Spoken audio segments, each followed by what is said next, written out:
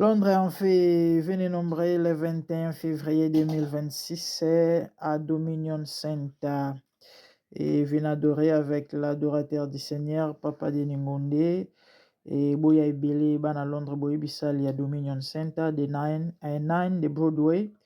et numéro de téléphone est Zawana Bandeko. Vous pouvez me contacter aussi pour plus de précisions sur le Mosomba Ticket Nayo Yaya Komelangai et topé bengangai pour un numéro na les réseaux sociaux donc boya ebele et le 21 février 2026 na Dominion Center na Wood Green pardon et 9 de Broadway High Road London N22 6DS. Donc c'est ça. Boya ebele tokomisa nzambe elongo ebisika bana nzambe basangana basantu basangande bisika nzambe atindaka mapamboli selon psaume 133. Voilà, donc c'est ça. Ba moment ya boye ezala ba moment historique à ne pas rater. Et soki nzambe akomi kokundola ba adorateur ya kala basali na nzambe ya kala oyo bato mokili bakolobaki no bango baza bato ya kala so nzambe akomi ozongisa bango seke carence toza na carence ya ba vrai adorateur. Voilà, toyebi biso nyonso koma te eske nzambe autilisaka Papa Deningonde na nzela na ba adoration banzembo lokola bamotema na ngai etondi na posa na yo boya ebele tokumisa nzambe elongo na présence na ye bandeko soki opusani bible elobi otikala lolenge moko te parce que dans sa présence il y a la gloire, dans sa présence il y a la magnificence, dans sa présence il y a la joie, il y a la solution. Que Dieu vous bénisse.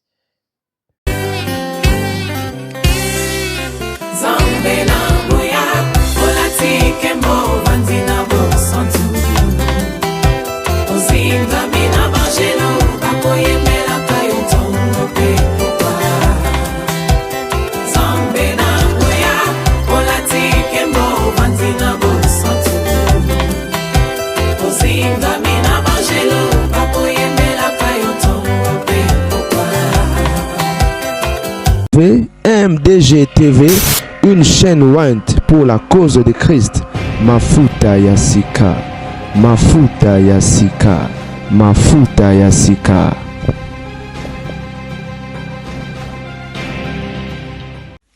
Bon de bande babolingo, certainement vous allez très bien. Moi je vais bien par la grâce de la Mifa. Quand tu es là venu basango, et ba dessus ba toujours mikolo na mikolo, o boyebi esunga rabino et na lolenge ya komonela pe ya kobika makambo boyeba ko se positionner et na mokili ya bato parce que mokili oyo mabombami na mabombami ndenge kaka boyebi. Les amis, affaires, featuring, collaboration, amitié, association, camaraderie et partenariat et même signe de Nkolo. Il s'agit de quoi? Un bien-aimé oyo ayembaka na musique ya mokili ndenge tobenga yango so natangi kombo na ye awa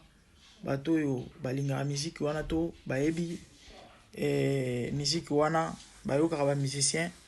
na biso wana to pe bayebi bango bakoyeba ndeko parce que ayebani vraiment po ayemba pa lika na ba orchestre ya minene oyo eyebani lelo ma osela nzambe toyebi tona ba frère ebele babongola mitema oyo balika na ba orchestre ya minene oyo lelo bakoyembela nzambe ndeko abongola motema akoma mosala nzambe neti koyemba eza likabo na kosalela nzambe wana azwaki pe conviction ya continuer koyembela nzambe na kobongwana wana amoni ka changer le côté a changer milieu akende kokotoye to pe kofréquenter ba oyo déjà babanda musala ngo avant bango.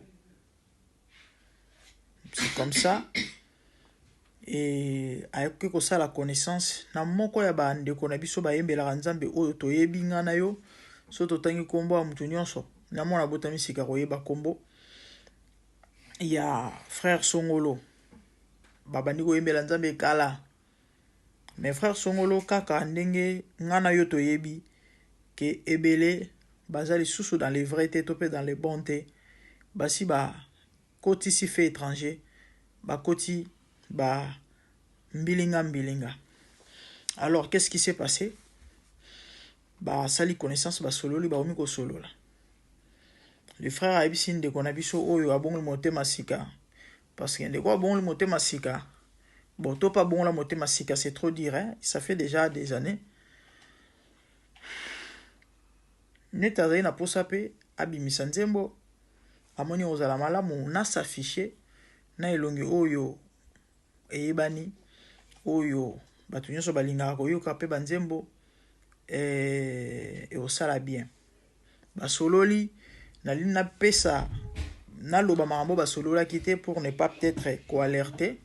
parce que le frère m'a dit maman s'il te plaît bomba kombo koloba te teaka bandeko basala très attention parce que na frôlé kufa na frôlé loi j'ai failli mourir. La famille na bandai koloba featuring association et créer l'endeko problème collaboration et lukeli ndeko na biso ngambo na on mentionné kombo te bo pexinga mambo ko ya ko tchabat na ba miniature bo pexinga mambo tchabat na ba miniature bo pexinga mambo tanga ba kombo batu ba benga de partout mais ça na malamu mais ozomona te ke OK na otanga te na otchana miniature te na ekara na teya ya homme déjà plus important prudence ya ngai il y a pas longtemps awa na pesara conseil sur dossier mambo featuring boboza na sisa na lisolo bolimbisi na limba la mona kende na viré pourtant na bana koloba bandeko elo nini ekoleka tamba sololi nandeko bakomi ko solola nandeko ndeko amonika ake ayena famille ya Kristu famille ya Yesu Kristu abongoli motema tiki mokili ayesko na bonzambe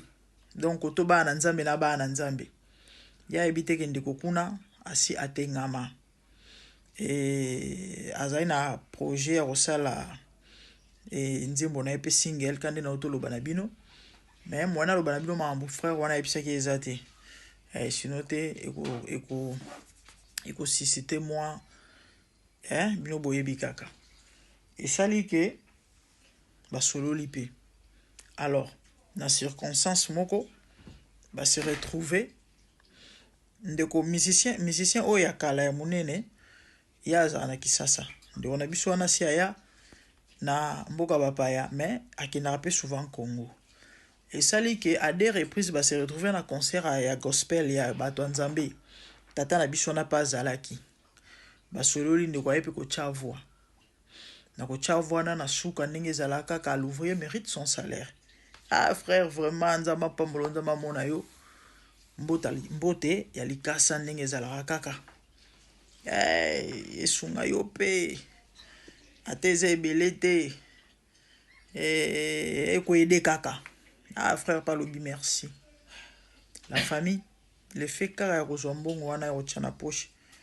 ekrele ndeko problème ya kosakana te akepe na ndako avandi azoyeba te bande oyo babolingo ekoyindela ye mwana pesa badetail eza te ekoyindela ye se retrouver que il s'étouffait amoni penza ke non bape masuka nde nzambe na mawa na ye ayekozwa inspiration moko likambo na inspiration le monde de Dieu asala ba déclaration nasi na nambe témoignage ya pasteur moko ya s'étouffa na avion amoni penza ke no peme ekende do aokende ye utaloba yeke bandeko na mona penza esprit na ye ko musika donc dirait déjà na kindaki mais tant mano belela le sang de Jésus c'est comme ça na moni na mozonga parce que ya frère wana lobi ayoki inspiration moko abando confesser maloba bapesi na verset je ne mourrai point, je vivrai, je rencontrerai les merveilles de l'Éternel. C'est comme ça mon souffle bandi zonga. Et après nzamba opesi révélation zola kisaye que non omoni mbongo yaki nango oya ba dollar nde yango mutu ememeli yo ngambo oyo frère azwa mbongo akenda kotumba yango pelisi mpenza moto atie dollar moto. Quelques mois passés napesaki bino message moko a prophète moko quand na TikTok j'étais de passage azwaki vision amonaki vision yande kona biso les troubles qui troublent bazo sona bazo discuter na moto basala ne featuring si tu m'as escroqué certainement vous vous rappelez a escroqué ce qui moto a escroqué énergie a escroqué gaz a escroqué yaya na ebisaki bino camaraderie featuring partenariat et ça dans les business relations amoureuses et amitié ezalaka alliance tant osali alliance na moto osali association na moto yebaka ke bitumba ne komi ayo ba problème na ekomi ayo boyeba te so azana ba énergie ya mabe ozala affecté. Josaphat rata liwa likolo no lié na Akabe ce qu'il ne fallait pas bande oba bolingo et ebele ba perda ma moto ba énergie ebele ba kufa ebele ba progresser te ba kenda musika te likolo makambo yo. On ne s'associe pas avec n'importe qui. Mwana nzambe asala jamais lo sans kotuna nzambe okoyi jamais okoluka kosa featuring na mutu sanke otuna nzambe na yebisaki bino ozomona ministère mambo ezosimba te to olingi oza na besoin consulter nzambe ba consulter n'importe qui te na otozwa témoignage ya ndeko moko abetelinga témoignage ya moninga na ye moko ayimbaka ba mizika ba mokili na ba commune wana ba bandali so na tangi komoni bat ba oyeba alukaki asala featuring na musicien moko ya monene ya biso ya mboka jeune bayebisi ok problème te ta bamemi ebisika soki wapi bayebisi ta bacondition eza boye akoka yango te bokanisa te ke ezaka blague bandeko lisolo oyo asuivre yaya ye mibatela mokili eza ya kobeba.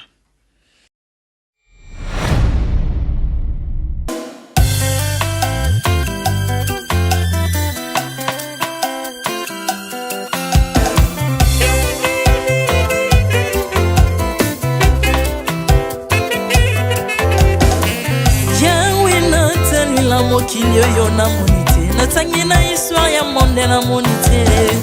naluki nayemba pete toze pour passer Seigneur je n'ai pas pris non plus entendu parler oya kokalala yo Yesu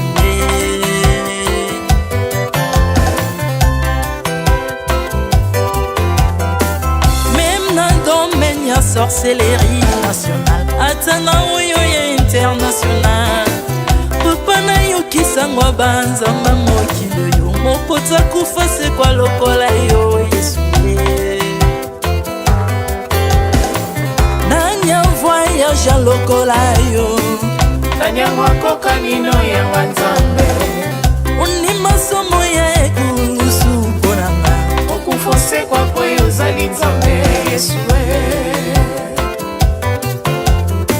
nzambe moneno kitana se olata nzoto poyo bikisanga okitana se pozwe sikananga ofuta nyongo na nzambe nanga Yesu ozali nzambe onkoteya okani na yo ozali nzambe obongwani te Yesu Yesu ozali nzambe onkoteya okani na yo ozali nzambe obongwani te Yesu Yesu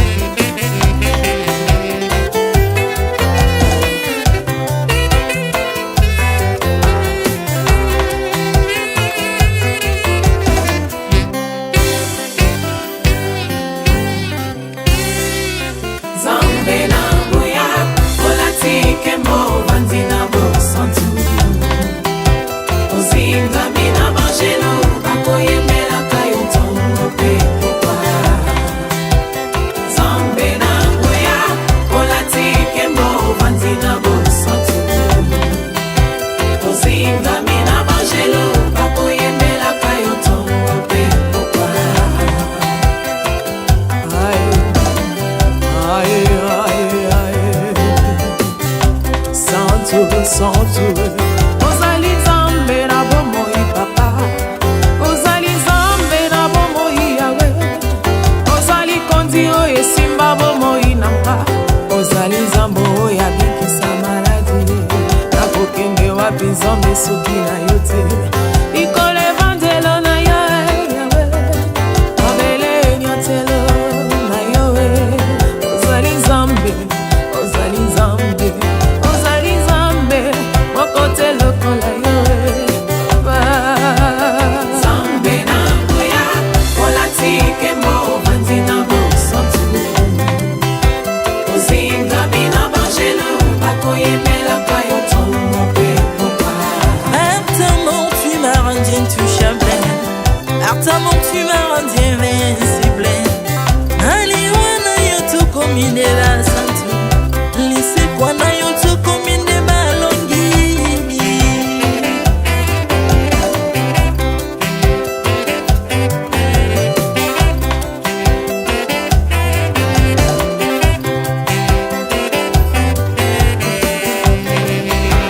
nzambe na ngoya olatike mo vandi na bosantu ozingami na bangelo bakoyemelaka yo ntongo mpe popa nzambe na ngoya olatike mo vandi na bosantu ozingami na bangelo bakoyemelaka yo ntongo mpe popa Autrefois ngai nazalaki binzo ndoki akolianga lolenga lingi mais par son son nase métamorphosé osimingo sangwe maladi na biso olengo bebi naza toxike grâce à lui.